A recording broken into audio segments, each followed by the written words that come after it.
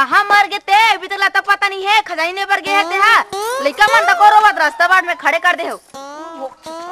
याद आवा थी कहाँ खजानी हो? पैसा मांग के लगे हस। कहाँ खजानी है? ये गांव साले ठीक नहीं है सही। यहाँ खो खजानी नहीं मिले। ते पैसा ला पैसा देता। अरे तो पैसा कहाँ दो?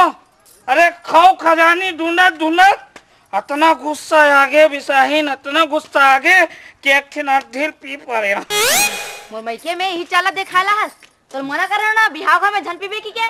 तो मैं बिहाव घर में कहाँ पिया वो? मैं तो बाहर में पी के आया हूँ।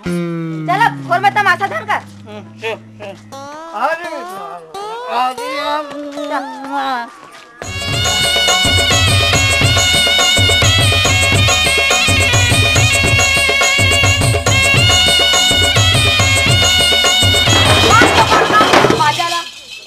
यहू हा बिसाहीन मन हो 150 आसा मन हा 4 दिन हुआ कबे की चेतारे उन्होंने अतका बेरे दर्शन नहीं। हाँ अभी आग बेरा वो बिसाहीन खुशी रहा खुशी रहा 4 दिन हुआ कहू की चेतारे हो ये दे चुन माटी में निकले सरी तैयारी होगी तब पहुंचत हो। अब मैं आ गया ना अब मैं आ गया दाई फिकर करे के कोई बात नहीं है। सब चलो खंती खाने पर। अरे कहाँ रापा कुदाली और झुआ अरे छोटा काटला काट पिया फाटो चुरमाटी में सबरी धर के जाते गो। ये मोर सारी परम प्यारी उलाई का पातारी चिरे कैसे कैसे गोठा दो फाटो। अरे ले ना दमाद हो कैसे टठल मठल कर सो सबरी धरो ना दे बेला ये सबरी में धरो।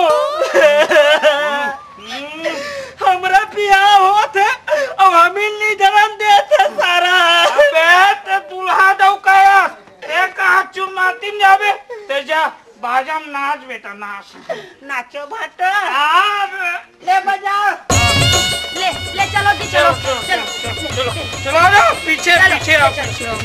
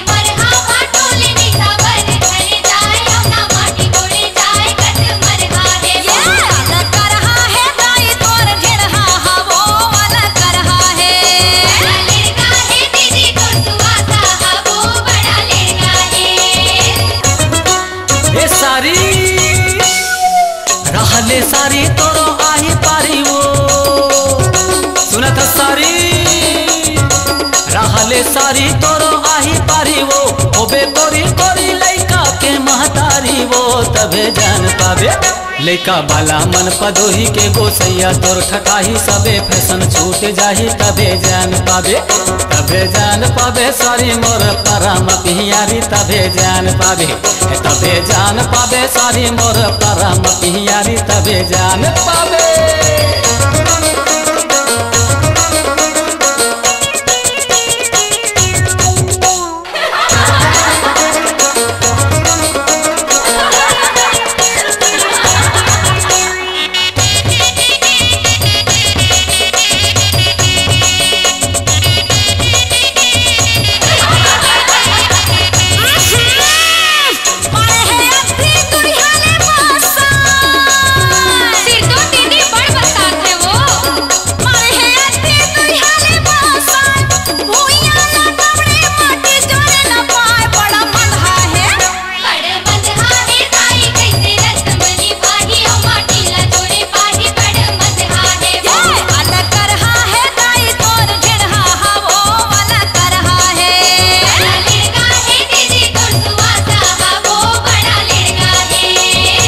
देसी के महिमा सारी तोला का बता